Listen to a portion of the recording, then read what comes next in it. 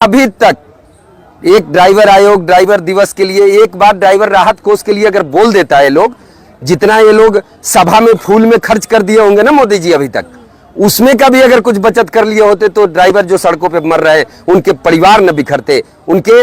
मैं आपको क्या बताऊं कि आज भारत के ड्राइवरों की स्थिति वो है जो दुर्घटना होने के बाद मैंने ऐसे कई ड्राइवरों के घर को देखा है कि बिखर जाते हैं, उनकी औरत बच्चों की क्या स्थिति बन जाती है जो मैं इस समय बोल नहीं सकता, क्योंकि वो शब्द मैं नहीं बोल सकता।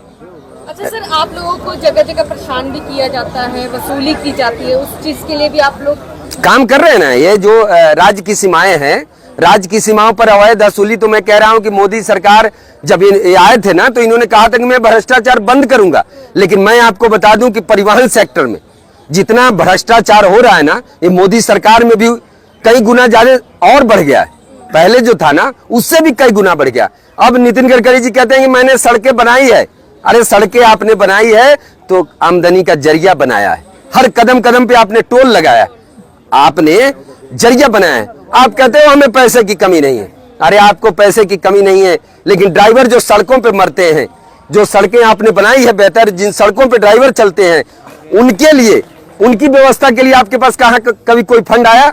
आपने कभी कहा कि नहीं भाई इनके लिए भी कुछ फंड होना चाहिए जो दुर्घटना होने के बाद इनको कुछ राहत मिल जाए? कोर्ट केस चलता है, वो लास्ट में डिसीजन मिलता है। अरे लास्ट में क्या मिलता है? 30-40% खाने वाले लोग पड़े हुए हैं।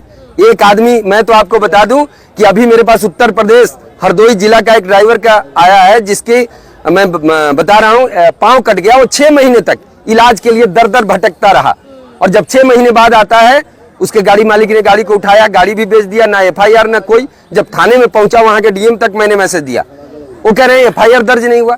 तो आज भी 40% तो ऐसे ड्राइवर हैं जिनकी दुर्घटनाएं जो होती है ना, उसका कोई रिपोर्ट ही तैयार नहीं होता है। ये इतने क्रॉप्ड बैठे हुए ऊपर से नीचे तक। आप क्या समझ रहे हैं? राज्य की सीमाओं पर जो अवैध वसूली हो रही है, ये ऊपर तक जाता है। ये ऑल ड्राइवर कल्याण संघ का उद्देश्य क्या है? ऑल ड्राइवर कल्याण संघ का उद्देश्य यह है कि भारत के सभी ड्राइवरों को सम्मान मिले।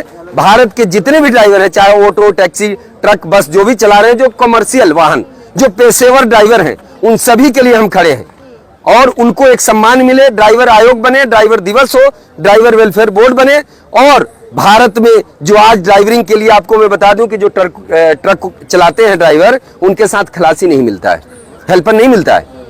क्यों? क्योंकि इस मोटर सेक्टर से कोई आना नहीं चाहता है, शर्म से बताना नहीं चाहता है कि मैं ड्राइवर हूं। शादी, अगर कोई नौजवान ड्राइवर है, वो शादी नहीं होती है ड्राइवर बताने से।